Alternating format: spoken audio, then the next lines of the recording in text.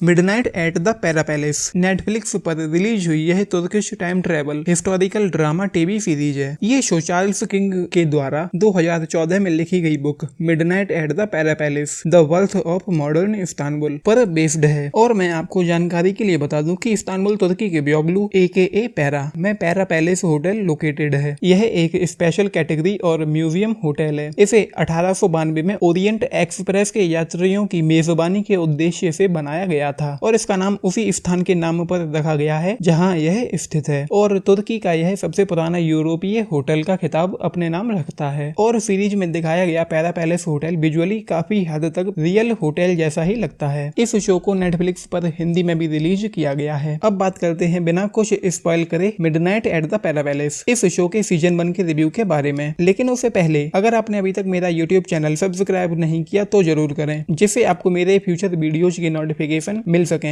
समीक्षकों द्वारा प्रशंसित Charles king के उपन्यास पर आधारित यह सीरीज आधुनिक तुर्की के उदय पर चर्चा करती है, विशेष रूप से जिन्होंने शहर को आज की अद्भुत जगह बनाने में मदद की। इफ्रा एक पत्रकार है जो अपनी अगली बड़ी कहानी की तलाश में है। वह इस्तांबुल के एक सम्मानित होटल पैरा पैलेस का दौरा करने निकलती है, जो अपने दिलचस्प इतिहास और रहस्यमयी अलौकिक घटनाओं दोनों के लिए जाना जाता है। एक रात होटल में गुजारने पर इफ्रा अचानक से अतीत में ट्रांसपोर्ट हो जाती है और खुद को 1919 में पाती है, जहां वह तुर्की के अतीत के सभी प्रमुख आंकड़ों से मिलती है, जिसमें मिस्टर हैलेट भी शामिल है, जो न केवल एफ्रा के वर्तमान में लौटने की चाबी है बल्कि तुर्की के पहले राष्ट्रपति मुस्तफा केमाल के चुनाव को सुनिश्चित करने की भी प्रमुख कुंजी है। अतीत में जाकर एफ्रा होने वाली मुख्य घटनाओं का सीक्वेंस बिगाड़ देती है। मतलब जो घटनाएं जिस तरह से होनी चाहिए थी वो उस सीक्वेंस में नहीं होती, जिसकी वजह से तुर्की का अस्तित्व दांव पर लग जाता है। और अगर ऐसा कुछ हुआ तो तुर्की दुनिया के नक्शे से मिट जाएगा। तो अब भविष्य को बदलने से रोकने के लिए एफ्रा कैसे अतीत को वैसा ही बनाए रख पाने में कामयाब हो भी पाती है या नहीं, यह जानने के लिए आपको यह शो देखना होगा, जिसमें 8 एपिसोड्स हैं और सभी की लेंथ 40 मिनट से 45 मिनट के बीच है। और वहीं साथ ही साथ शो में हमें एफ्रा के अतीत के बारे में भी जानने को मिलता है। सीरीज में एक्टर्स की परफॉर्मेंस के बारे में बात करें तो यहाँ सभी की बहुत अच्छी परफॉर्मेंस देखने को मिलती है। यहाँ एक्टर्स हमें पूरी तरह से इम्प्रेस करने में भी कामयाब होते हैं। हालांकि शो के सभी चेहरे मेरे लिए नए थे जिन्हें मैंने आज से पहले कभी नहीं देखा। और यहाँ एक्टर्स के अच्छे फेस एक्सप्रेशंस भी देखने को मिलते हैं, लेकिन कैरेक्टर्स को यहाँ बहुत अच्छे से डेवलप नहीं किया गया। यहाँ हमें कैरेक्टर्स के बारे में ज्यादा कुछ जानने को नहीं मिलता, जिसकी वजह से हमें कैरेक्टर्स के साथ यहाँ कनेक्ट होने में थोड़ा वक्त लगता है। कैरेक्टराइजेशन पर यहाँ थोड़ा और ज्यादा ध्यान दिया जा सकता था। और यहाँ जब भी किसी भी कैरेक्टर के साथ कुछ बुरा होता है तो उसका हमारे ऊपर कुछ ज्यादा प्रभाव नहीं पड़ता। हालांकि उनके साथ अच्छा होने पर हमें भी अच्छा लगता है। शो का स्क्रीन प्ले बहुत अच्छा कहा जा सकता है। फर्स्ट एपिसोड में ये शो 15 मिनट में बिल्डअप हो जाता है और यहाँ जब एफ्रा अचानक से 1919 में चली जाती है, वहाँ से ये शो इंटरेस्टिंग और ग्रिपिंग हो जाता है, जो हमें काफी हद तक अपने साथ हुक भी कर लेता है। और फर्स्ट एपिसोड का एंड काफी एक्साइटिंग है, जो हमें आगे देखने के लिए भी उत्साहित करता है। और फर्स्ट एपिसोड देखने के बाद मैं इसे अगले 1 घंटे तक अपने व्यक्तिगत कारण की वजह से नहीं देख पाया और उस 1 घंटे के दौरान मैं इसी शो के बारे में सोच रहा था। और वहीं ये शो हमें स्लो भी फील होता है। हालांकि ये शो हमें बोर नहीं कर पाता और न ही मुझे इसकी लेंथ कहीं भी ज्यादा फील हुई। 40-45 मिनट के एपिसोड्स कब गुजर जाते हैं हमें ज्यादा महसूस भी नहीं होता। शो का फर्स्ट हाफ तो सिंपली सीधी रेखा में चलता है, लेकिन सेकंड हाफ में यहाँ चीजें अलग अलग कैरेक्टर्स के पॉइंट ऑफ व्यू के मुताबिक होती हैं। मतलब एक कैरेक्टर एक इवेंट के बारे में बताता है, फिर दूसरा कैरेक्टर आता है वो उस इवेंट के आगे की स्टोरी को बताता है और तीसरा कैरेक्टर उसके आगे की कहानी। और इस शो की ये चीज मुझे बहुत ज्यादा पसंद आई और इस दौरान ये शो हमें पूरी तरह से हुक करके रखता है। और करीब